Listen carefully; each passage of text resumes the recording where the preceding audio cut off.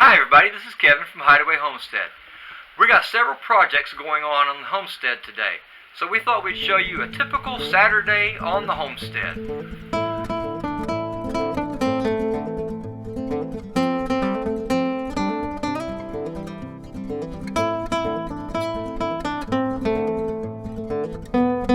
We're going to be feeding the chicks.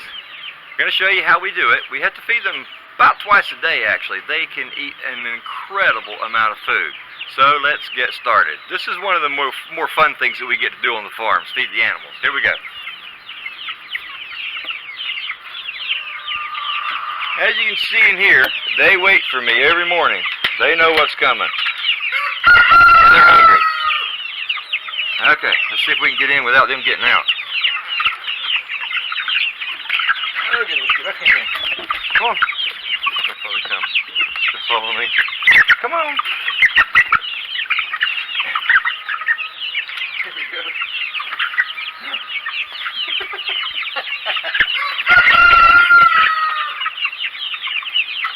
There's a tiny bit of food still in this thing, probably. There's so much debris in here from where they scratch. You can't see it, but they'll get it whenever I dump it on the ground. That's what they're waiting for. Waiting for me to dump it out.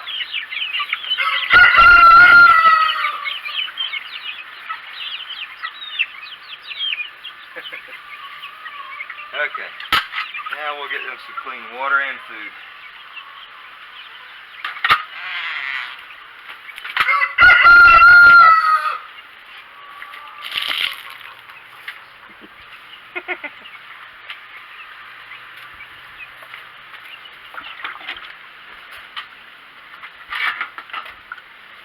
Okay, one of the things that we do is we have to keep their feed inside of metal garbage cans because of critters getting in. Yeah, good morning to you too, Big Daddy. So, we keep the food in here, and then we just scoop it out and put it in this tray.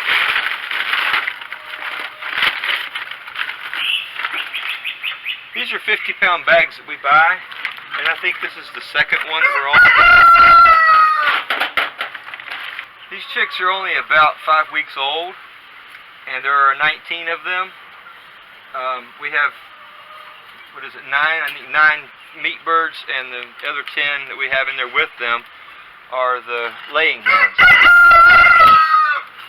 Put this back up, put this on here, make a mess, and we're ready to go. So let's go put this in here.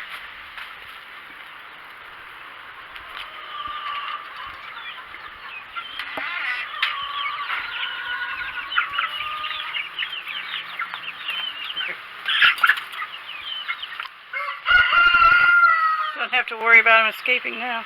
No, for sure. As you can see, the bigger birds always dominate because they're so much bigger, and actually they're the same age as the little black and white ones. The white ones are the Cornish cross, which are the meat birds. The black and white ones are the barred Plymouth Rock hens, and so those are the laying hens.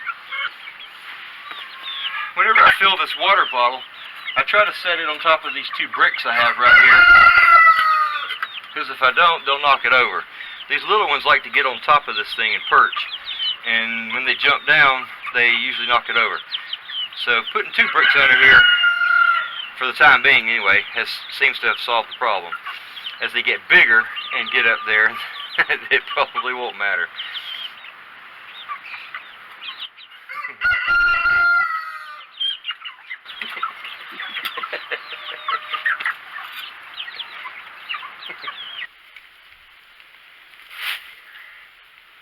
Kevin's using his burn barrel watch time to pull up some of these vines.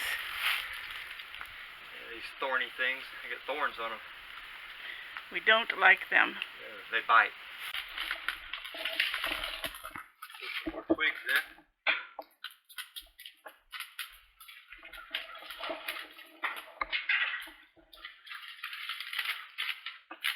The twigs came from trimmings all over the property, where we're trying to clear out some of the woody areas. We have quite a pile over here that still needs to be burned.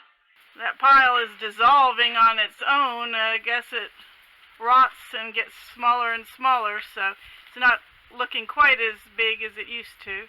No, it was real high, remember? Yeah. Remember how high it was? It was way up here. It's composting itself down, so that's good. We'll have some good dirt under there if we ever get it all burned up. Oh yeah, for sure. We're doing various tasks on the homestead today. We've got the sprinklers running in the garden. It has not rained significantly here for a month, so we've got to keep this well watered, and standing there with a hose takes up a lot of our time. So the sprinkler is doing the work today. Thanks, Debbie, for the new sprinkler. I also hand watered the different flower beds out here. They are just dried up. You can see it's just sand and stuff out there. Watered the plants beside the seedlings. I watered the seedlings that are growing alongside the edge of the front porch here.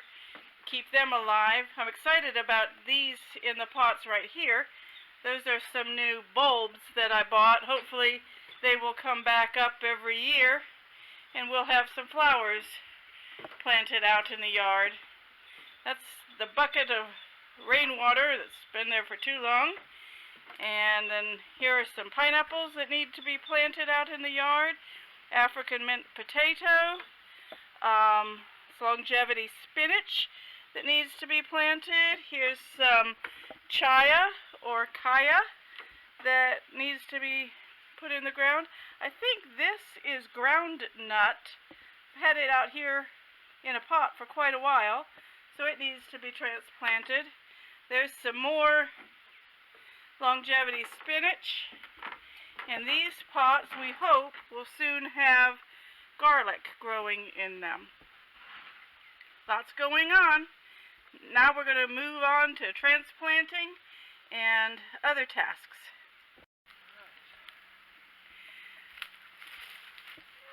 Kevin had cleared a bunch of this area of the woods. Hopefully be a potential spot for a new chicken coop in the future, but for now we've got to drag all these trimmings off, take them over to the burn pile.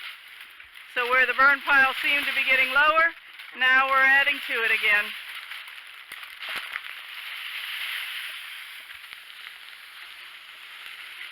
Wow, he got about half of it in one load. But there's some more over there. So he's got some more to do. Now Kevin's going to go out and check the beehives, hopefully to be able to pull some honey. He said his pile of equipment right here looks like he's moving, and this doesn't even include the new super and any frames and the tote that we're hoping to put the full honey in. So it's quite an adventure to gather up all this stuff to go get us some honey. I hope he's successful. Today is a good day for Kevin to be checking the bees. There's very slight wind, and the temperature is high enough that he won't chill the bees, but it's also one of the cooler days we've had for a while, so it's a good day to suit up and not sweat to death. The Mighty Warrior beehive checker has returned. I'm picking stingers out of the glove. Ooh, I'm glad they're in the glove. Yeah. Yeah, they stung the glove several times. Huh. But they didn't give up any honey today to speak of, so maybe next time. They're still looking good? Yeah, they look good. Both hives look real good. The hive that I added the second super to last time is just about full. Woo! They are going like crazy. None of it's capped though. They're filling it up. Good deal. Yeah, and so I checked, and since it was on the top and it was so full, I went ahead and pulled it off and checked the one underneath it, because I thought maybe that one they may be done with, but they're not. They're still working that one too, but both of those supers are going to be completely full, and so we're going to get a lot of honey out of those two supers when it's time to pull it. Yeah, and the other hive too? The other hive's doing good too. Yeah, they're not putting as much in the top super as the other hive is, but they're still putting honey in that one too. Good deal. There's a lot of honey. I pulled those pieces of comb that I showed you. Yeah. I cut those. They had built them between the two supers like they always do. From the top of the one on the bottom to the one up top. And so I had to cut those off.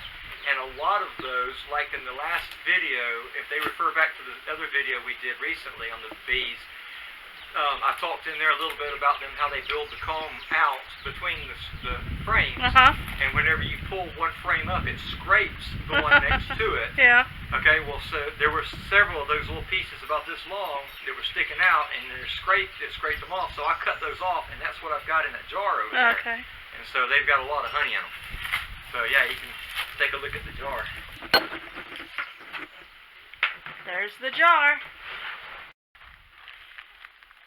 One of our tasks is to add some dirt to these bags of potatoes.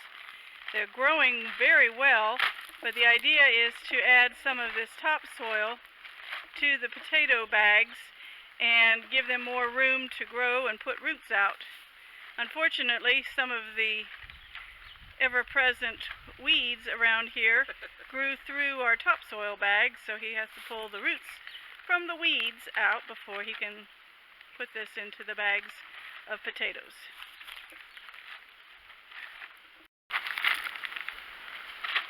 This stuff is dry.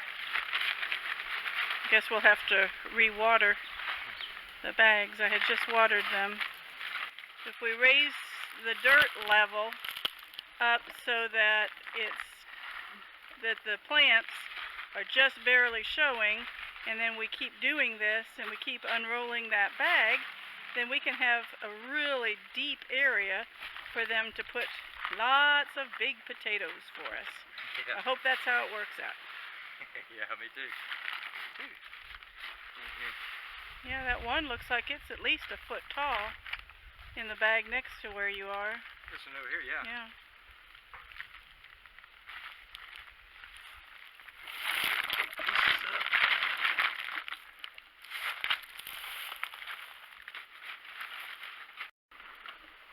While we're out here, we can take a look at how the onions are doing. They are going crazy. I don't know if we're going to separate these or if we're going to leave them cram-packed in their pots. Yep, he's just about over halfway through his bag of topsoil, and he still doesn't have these filled in that much. Just seems to be gobbling up that dirt. Now we're watering in all that dry topsoil so that they can grow. See how much taller these are than the other two? We ran out of topsoil, so when he comes back after going by the store, we'll fill up these last 4 until they grow up some more. Another task for the day, picking pigeon peas.